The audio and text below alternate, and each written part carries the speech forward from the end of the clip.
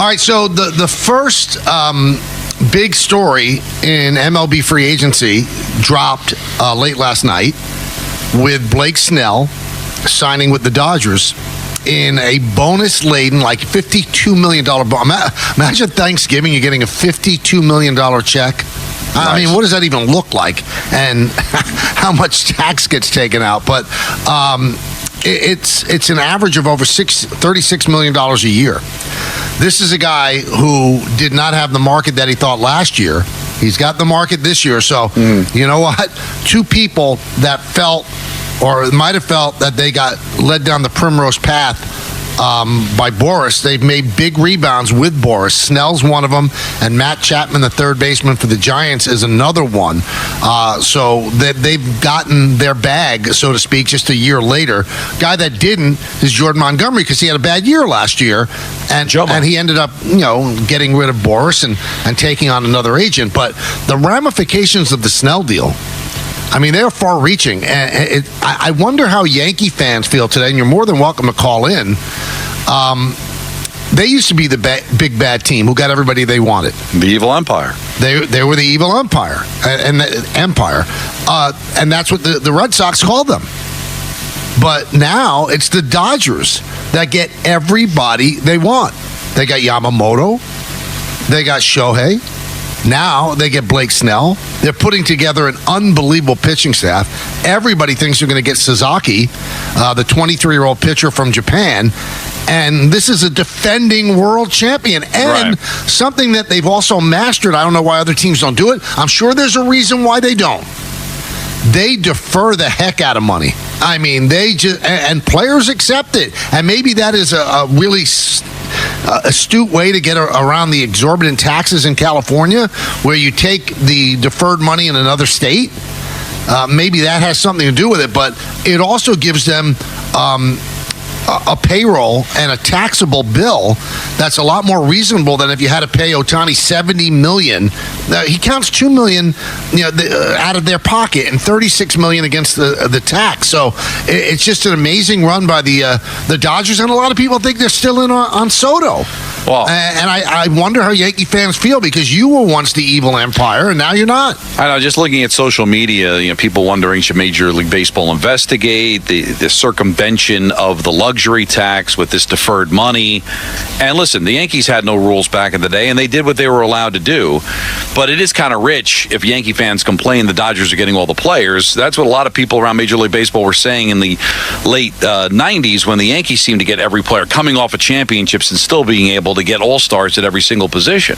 I don't think it's good for baseball, Michael, especially if they land Soto, which I guess they still could.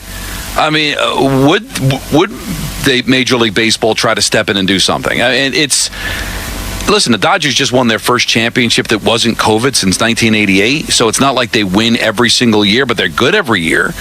And when they can gobble up all these really good players, it's going to tick a lot of people off. Now, I don't know if this hurts them with Soto, whether they're going to land him or not, but right now it just feels like that's become the destination, and it does feel like they're finding a loophole in this whole luxury tax thing. And I just wonder, would baseball ever try to address it?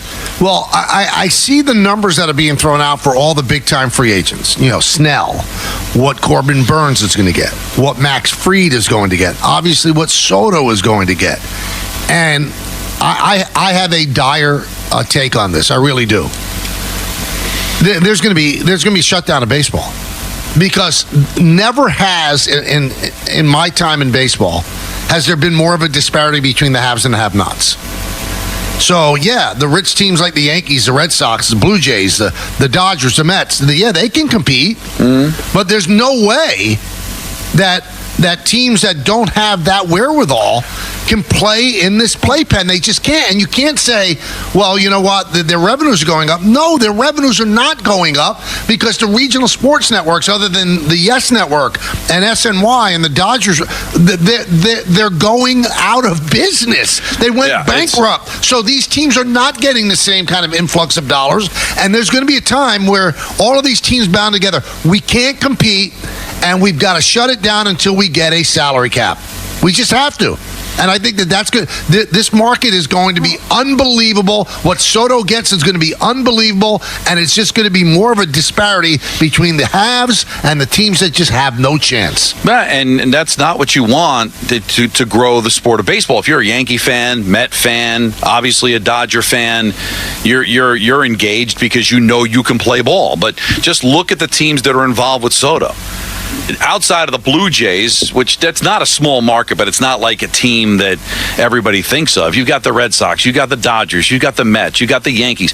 If there were a salary cap, all the teams that had room under the cap would be involved, no matter what market they were in. And the ones that were not, they didn't manage their cap well enough, so bad job out of them. But unless you're in a big market or unless you've got an owner that's sitting on billions and billions of dollars, you can't get involved in this. And in the NBA, in the NHL, and even in the NFL, when a big player becomes available, there's a lot of teams that are involved. There's a little bit of a buzz. Is it good when you've got the biggest free agent we've seen in a long time and there's only 5 teams involved, and maybe by the time we get to the nitty-gritty, it's only going to be just 2, and they both happen to be in New York? Again, great for us because we're in New York, and the Mets and Yankees are always going to be relevant as long as that system is in place. But does it really work for the health overall of Major League Baseball? Well, we're back to where we were 30 years ago. Baseball could not have a Green Bay Packers. The Green Bay Packers signed Reggie White to a top dollar contract in a cap league because they've got just as much money as everybody else. They were able to keep Brett Favre for almost the entirety of his career. The same thing with Aaron Rodgers, paying them top dollars as quarterbacks. But small market teams in baseball, they know they have about a 6-year or 5-year window to keep the player before they become a free agent, and then they can't afford them. And I love what people are saying, too. And I warned a lot of people in baseball this.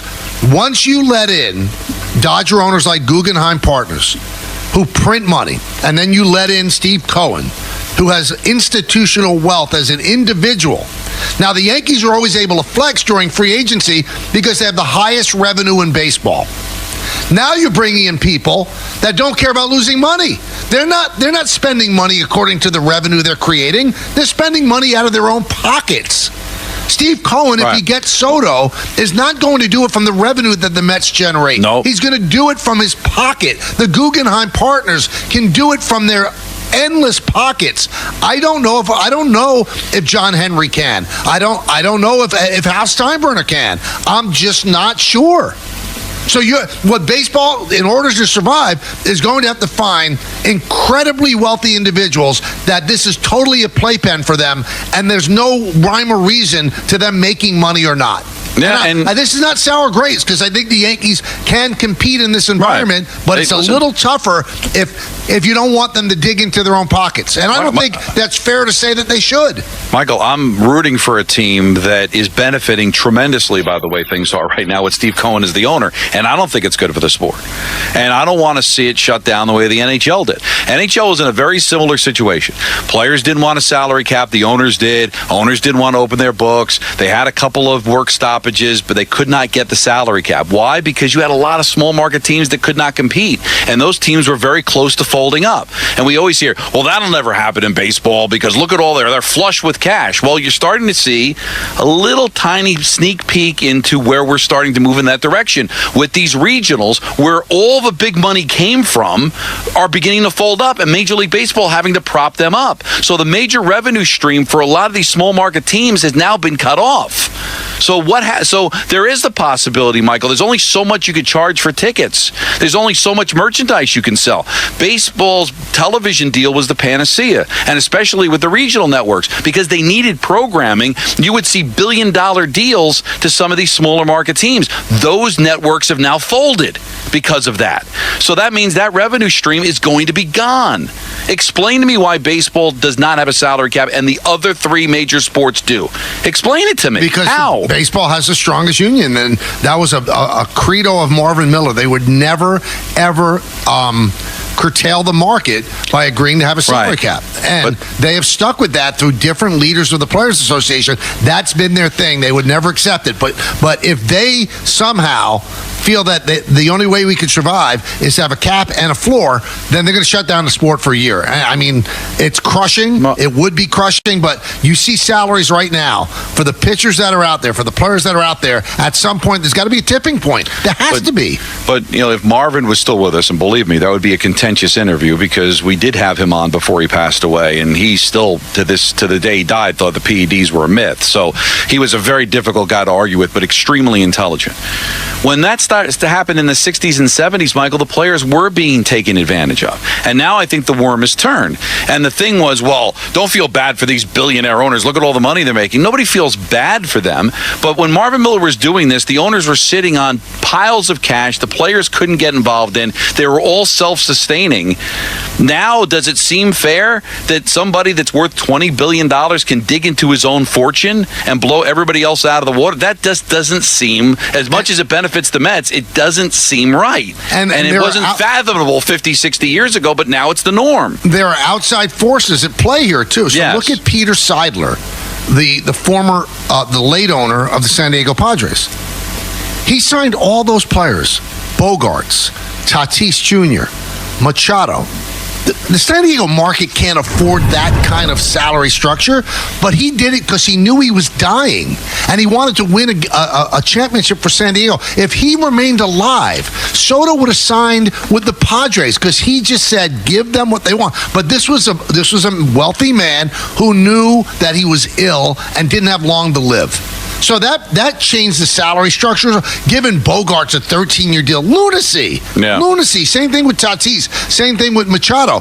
And that's why they had to get rid of Soto, because they could not afford that payroll, even though San Diego's a great sports city. They sell out that great ballpark all the time. It's according to how do the revenues support the payroll. And they can't. The Yankee revenue can support this payroll. But what we keep saying, the Guggenheim Partners, which is a hedge fund in L.A., they can pay whatever they want. And they're pushing all this money 10 years down the road. I mean, somebody's going to pay the piper at some point. The same thing with Steve Cohen. The Mets don't have, the Yankees make almost 3 times as much revenue as the Mets. If the Mets get Soto, it's because Steve Cohen's going into his pocket. That's all there is to it. If it's based on payroll, the Yankees will get him. If it's based on what an owner wants to do for his playpen, it's going to be Steve Cohen. And it used to be, well, don't blame the Yankees. They're worth so much more money because they happen to play in New York and they win all the time. So there's nothing really you can do about that. But when you start getting these billionaire owners that are dipping into their own money, then now it just becomes unfair. Now it's not even about markets, because you said San Diego is still a small market. Steve Cohen could have very easily bought the Miami Marlins if he wanted to instead of the New York Mets and be in a similar situation. Yep. So, and the deferments on top of that. You talk about the Guggenheim, but now you're getting these players that agree to deferments. Now you're circumventing the rules that are already in place. So the reason we bring it up is not so much to feel bad for the Yankees or Mets, because you don't, because they're still in great shape. You feel bad for the smaller markets, but for the people that don't care about the smaller markets, because I'd always hear that. Like, why do I care about what's happening in Milwaukee? If they can't afford a team, let them fold. All right, well, number one, you need somebody to play. And number two, you're going to get to a point where the NHL got where if they're willing to cancel the season, Michael, to get what they want, that's not good to see no baseball being played because of it. And if you don't think that's possible, look what COVID. They didn't have to play just 60 games, Michael. They could have played 100 games. That had nothing to do with COVID. That came down to them not wanting to come to an agreement. So if they get to loggerheads over this and the owners are willing to sacrifice a season to get what they want, and if you've got more teams than not that are looking to make change, which it's starting to look like there's a lot more have-nots than haves, and they're willing to sacrifice a season, that's when the Met fan and the Yankee fan loses, because then there might not be a 2026 season. Let's go to Joe in Yonkers. Joe. Hey, Joe. Hey, Mike, Don, Peter, how you doing? Good, how are you? Good.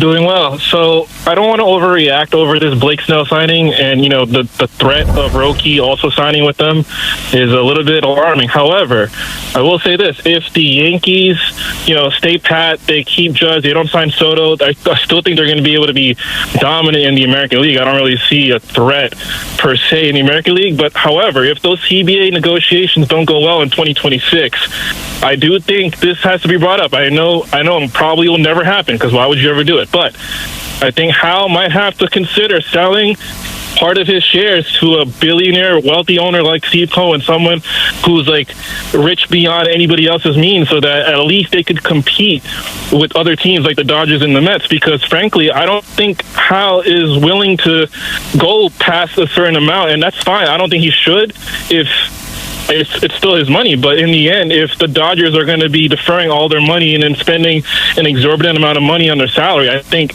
it's a conversation that has to be whether or not, Hal should at least sell or consider selling part of his stake so that someone else who has more money can afford to do these things and match up with the Mets and the Dodgers. Well, one thing, Joe, I mean, the Steinbrenner family, I might be off by 1% or so, and we thank you for the call, owns about 48% of the Yankees. So there are other investors in there that do have money. And Hal has money, too. I just think he's responsible about the way he doles it out. He always has one of the top 3 payrolls in all of baseball. And I know there are going to be people out there, but they have the most revenue, so they should spend the most. But there are onerous taxes and penalties if you go over certain thresholds. And the Dodgers, with their deferments, they're working around those thresholds where they're not hindered by giving out these big contracts. Because the big contracts only count X when they're actually worth something else, but they count X against the payroll. Maybe the Yankees should look into that as well. I have no idea why teams do deferments and why teams don't. I guess some of it has to do with deferring contracts and then maybe possibly selling a team. The Dodgers aren't going to sell. No. Steve Cohen's not going to sell. Who knows? I mean, there are teams that might be like the Nationals. They deferred a lot of the contracts of Scherzer and of Strasburg, and when the Lerner family tried to sell the team, they couldn't get a buyer, because if you're going to sell the team, the buyer has to assume the deferments. So it lessens the value of your team. I'm sure that's part of it as well. Gary in Manalapan. What's up, Gary? Guys, first of all, happy holidays. Same to you. Hello. All right, Gary. What a show today. Donnie and Mike, you guys are making such great points. This is so true.